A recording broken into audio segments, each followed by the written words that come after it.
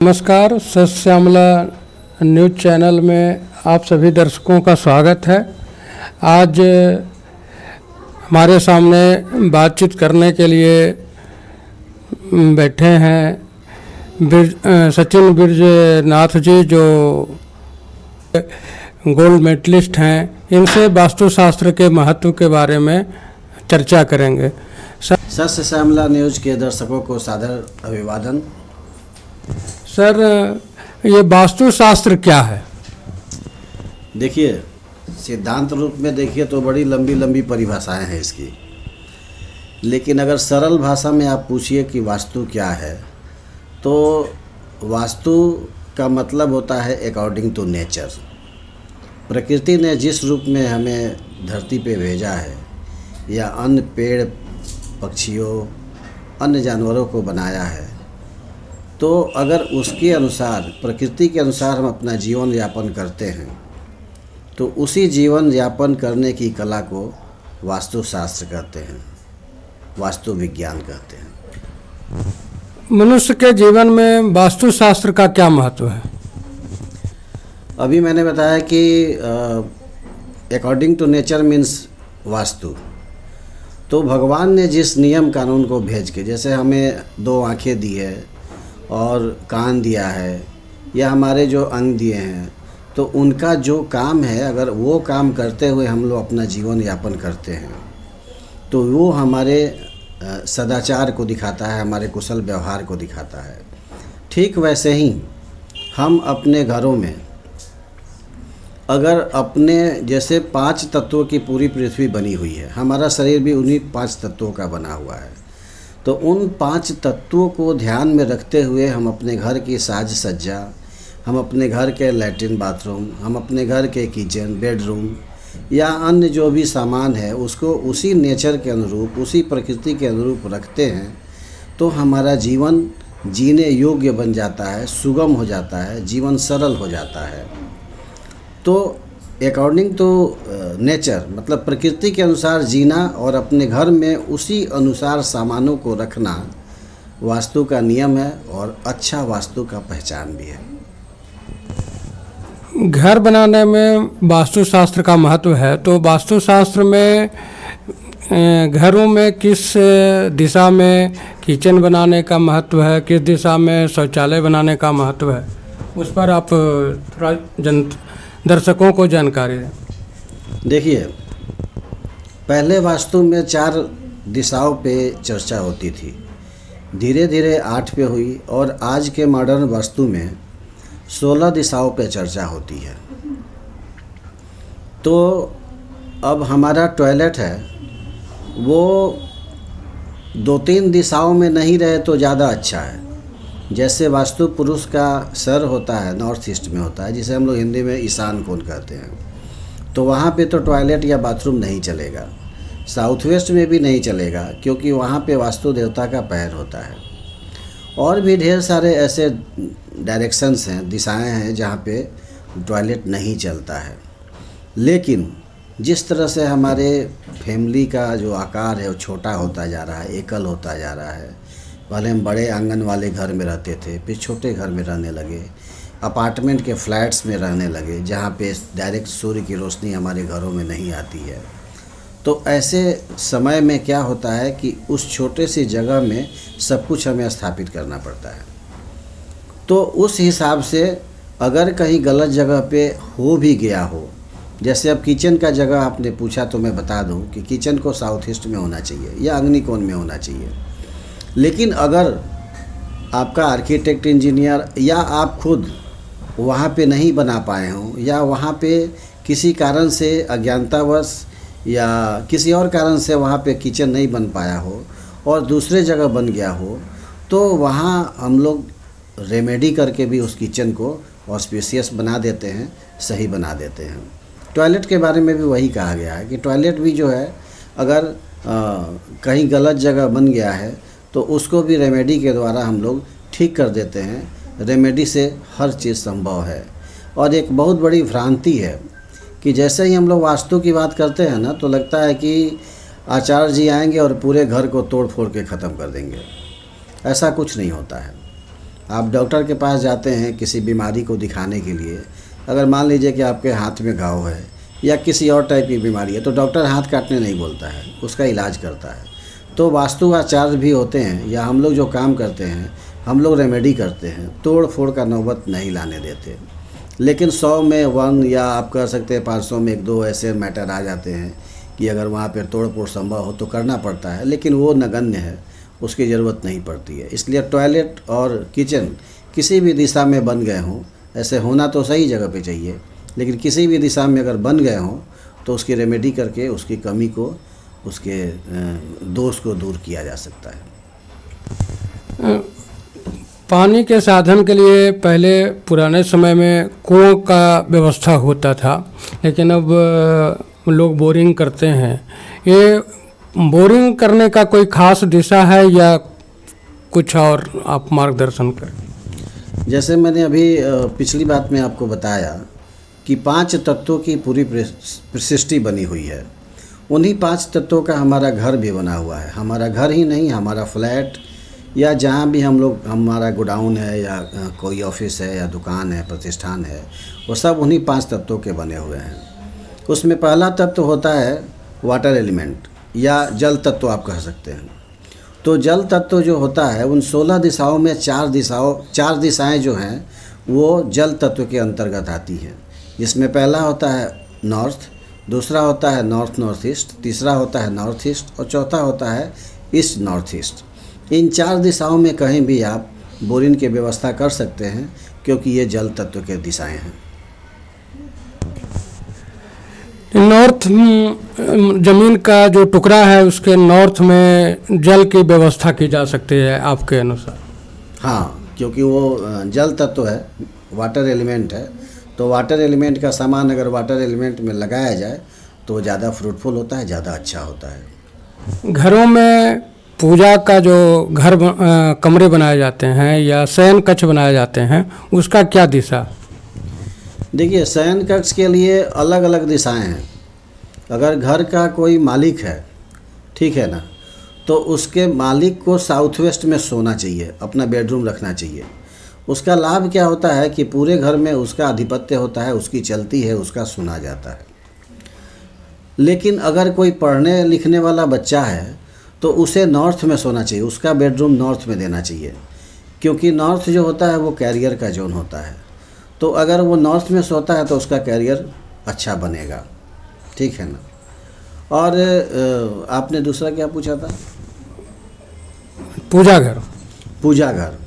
पूजा घर भी देखिए, पूजा घर में जब हम लोग पूजा करने जाते हैं तो सबसे पहला मन में बात यही आता है कि हमारा मन शांत चित्र रहे और डिवाइन रहे, आध्यात्मिक हो। तो अध्यात्म के लिए या पूजा के लिए या ध्यान के लिए जो तत्व निर्धारित किया गया है वो जल तत्व ही किया गया है। तो जल तत्व का जो 4 दिशा है, उस दिशा में कहीं भी अगर मंदिर रखा जाता है तो वो मंदिर अच्छा होता है, वहाँ पे पूजा मन से करने में मन लगता है और वहाँ देवता भी प्रसन्न चित्त रहते हैं और आपको आशीर्वाद भी देते हैं। आज घर के छोटे होने की वजह, ज़मीन का छोटा टुकड़ा होने की वजह से लोग घर बनाते हैं, वो छोटा सा होता है। उसमें लोग हरियाली के नाम पर या शौक के नाम पर कुछ पेड़ पौधों को भी गमला में लगा लेते हैं या छत पर लगा लेते हैं। तो इस तरह किस पौधे को घरों में लगाना चाहिए और किसे नहीं? देखिए, गमले में लगाने वाले हर तरह के पौधे घर में लगाए जा सकते हैं। एक शमी को छोड़ दीजिए, शमी को आप अपने बालकनी में लगा सकते हैं या अपने मुख्य दरवाजे के दाहिने तरफ बाहर में लगा सकते हैं। बाकी हर तरह के पौधे आप अपने घर में, आप अपने बालकनी में लगा सकते हैं। इसमें ध्यान देने योग्य यही बात है कि फिर मैं एलिमेंट की बात करूँगा कि जितने भी पेड़ पौधे होते हैं वो एयर एलिमेंट होते हैं, वायु तत्व होते हैं। तो वायु तत्व वाले जो 3 डायरेक्शन होते हैं, उन 3 डायरेक्शंस में अगर पेड़ पौधे लगाए जाएं तो ये बहुत अच्छे होते हैं। लेकिन एक बात ध्यान देने वाली ये है कि लोग क्या करते हैं ना कि मार्केट में लाल रंग के गमले को ज़्यादा यूज करते हैं, ज़्यादा वह बिकता भी है। और मैं कहता हूँ कि नहीं, आप घर में अगर वायु तत्व में पेड़ पौधे लगा रहे हैं तो आप अपने गमलों का जो रंग है वो हरा रखिए, क्योंकि हरा रंग जो है वो एयर एलिमेंट को डिनोट करता है और पूरब की दिशा है या ईस्ट साउथ ईस्ट की दिशा है, तो ये दिशा भी क्या है कि ये भी एयर एलिमेंट को रिप्रेजेंट करती है।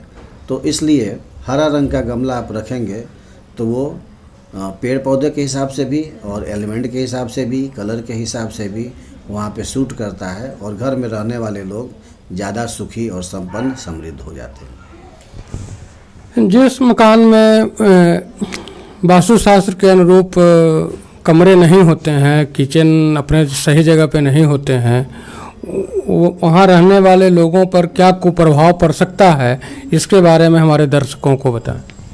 देखिए, एक दो उदाहरण देके हम समझते हैं इस चीज़ को।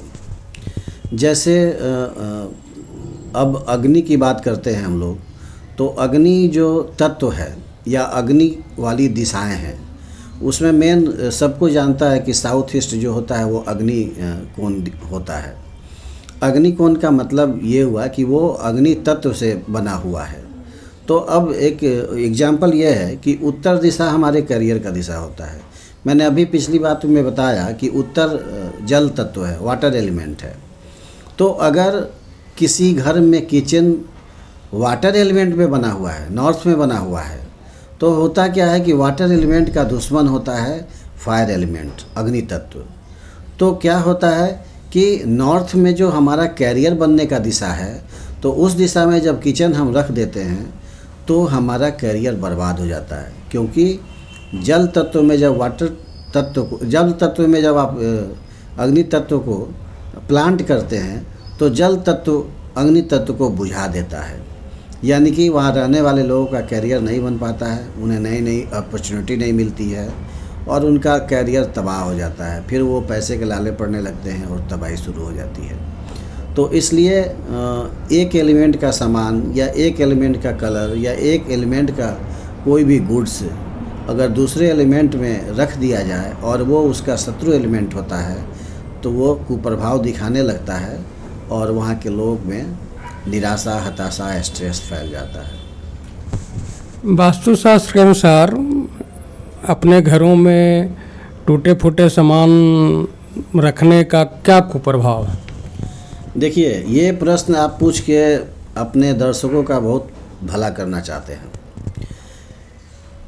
हम सब जानते हैं कि जब लक्ष्मी पूजा, दीपावली आता है तो हम लोग 1 सप्ताह 10 दिन पहले से अपने घरों में सफाई में जुड़ जाते हैं और वो जो जुटान होता है वो युद्ध स्तर का होता है। हम अपने घर के कोने कोने को साफ़ कर देते हैं, टूटे फूटे सामानों को फेंक देते हैं, हटा देते हैं। तो आपके चैनल के माध्यम से मुझे आपके दर्शकों से और बाकी भी जो लोग हैं उनसे ये कहना है कि आप लक्ष्मी जी के आगमन के लिए या उनके स्वागत के लिए लक्ष्मी पूजा करते हैं, दीपावली मनाते हैं, दीप जलाते हैं। और लक्ष्मी जी सब कोई जानता है कि स्वच्छता में विराजमान होती हैं, स्वच्छता उन्हें बहुत पसंद है। तो स्वच्छता लाने के लिए आप दिवाली में सफाई करते हैं, तो क्या लक्ष्मी जी आपको सिर्फ दिवाली में चाहिए या 365 दिन चाहिए? तो आप अपने घर में 365 दिन उसी दिवाली वाले सफाई के मोड में रहिए।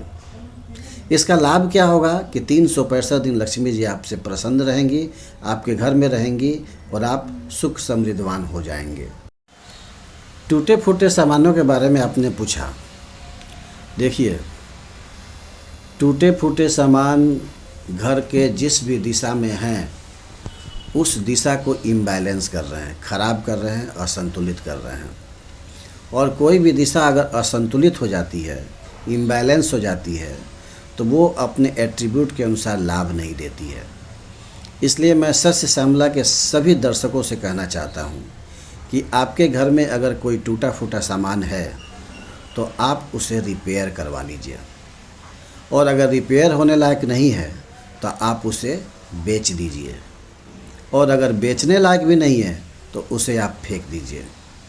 क्योंकि टूटे फूटे हुए सामान घर में निगेटिविटी पैदा करते हैं और जिस डायरेक्शन में रखे हुए रहते हैं उस डायरेक्शन को इम्बैलेंस कर देते हैं, सपोज मैंने पहले भी कहा कि नॉर्थ कैरियर का दिशा होता है या साउथ ईस्ट हमारी एनर्जी का दिशा होता है, हमारे पैसों का दिशा होता है। तो अगर नॉर्थ में किसी ने टूटा फूटा सामान रखा हुआ है तो समझिए कि उस घर के लोगों का कैरियर नहीं बन पाएगा। ठीक वैसे ही अगर साउथ ईस्ट में वो टूटा फूटा हुआ सामान रखा हुआ है तो हमारा पैसा कहीं ना कहीं स्टक हो जाएगा, हमारी कमाई जितनी होगी उससे ज़्यादा हमारा खर्चा बढ़ जाएगा, एक्सीडेंट होने का संभावना हो जाएगा, आग लग भी हो सकती है। सेम वैसे ही अगर वो साउथ वेस्ट में रखा हुआ है टूटा फूटा सामान तो उस घर के किसी आदमी का पैरों में दर्द रहेगा, पैर टूट भी सकते हैं और इस तरह से हानि देती है टूटी फूटी वस्तुएं हमारे घर में। इसलिए आप उसे, एक बार फिर कहता हूँ कि या उसे आप रिपेयर करवा लीजिए या किसी कबाड़ वाले को बेच दीजिए, और नहीं हो उसके बाद भी तो उसे आप फेंक दीजिए, क्योंकि टूटी फूटी वस्तुएं सिर्फ़ और सिर्फ निगेटिविटी पैदा करती हैं और जिस दिशा में रखी हुई होती हैं उस दिशा को इम्बैलेंस कर देती है। सर, जिस मकान में वास्तुशास्त्र के अनुरूप नहीं बना हुआ है उसके निवासी अगर आपसे मिलते हैं या कोई भी वास्तु विशेषज्ञ से मिलते हैं तो उनमें सुधार का कितना संभावना? देखिए, आप जैसे ही वास्तुशास्त्र कहते हैं तो शास्त्र का मतलब ही विज्ञान होता है, और विज्ञान क्या है कि 2 + 2 4 ही होता है।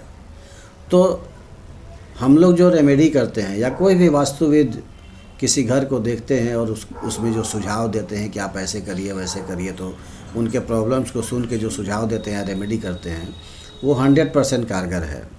और हमने अभी तक जितना भी काम किया है, जितने क्लाइंट हैं मेरे, लगभग आप कह सकते हैं कि 100% सेटिस्फाइड हैं और सबको लाभ हुआ है, किसी का शिकायत मुझसे नहीं है, सब खुश हैं। और ये खुशी का एक और मेरे पास उदाहरण ये है कि मुझे रेफरेंस कॉल बहुत आते हैं। मतलब अगर मैंने किसी का काम किया है तो वो अपने जान पहचान के लोगों को हमेशा मेरे पास भेजते हैं। तो ये भेजना ही इस बात का द्योतक है कि उन्हें लाभ हुआ है तो वो चाहते हैं कि उनके आसपास के लोगों को भी लाभ हो। तो वास्तु रेमेडी 100% काम करती है और बहुत अच्छे से काम करती है। सर, आपका परिचय? मेरा नाम सचिन ब्रिजनाथ है, पटना से हूँ और मैंने वास्तुशास्त्र में MA किया है, गोल्ड मेडलिस्ट हूँ और आज की डेट में बिहार के स्तर पे मैं तीसरे स्थान है मेरा वास्तुविद के रूप में। और वास्तु का कार्य करते हुए मेरे मन में एक ही ख्याल बार बार आता है कि लोगों का सही मार्गदर्शन कर सकूं, लोगों को सही चीज़ बता सकूं और अधिक से अधिक लोगों के चेहरे पे मुस्कान ला सकूं। मेरा ध्येय है कि कल्याण हो। बहुत सारे लोग दुखी हैं, बहुत सारे लोग आज गलत सुझावों का शिकार हो रहे हैं, तो उन्हें सही सुझाव दिया जाए, सही रेमेडी बताई जाए और उनको उनके ख़राब दिनों से निकाल के अच्छे दिनों में लाया जाए, उनका कल्याण किया जाए। अभी आप सचिन ब्रिजनाथ जी को वास्तुशास्त्र के बारे में जानकारी प्राप्त कर रहे थे। आप सभी दर्शक सच श्यामला न्यूज़ चैनल को फॉलो करें, सब्सक्राइब करें, आगे इसी तरह से बने रहें। धन्यवाद।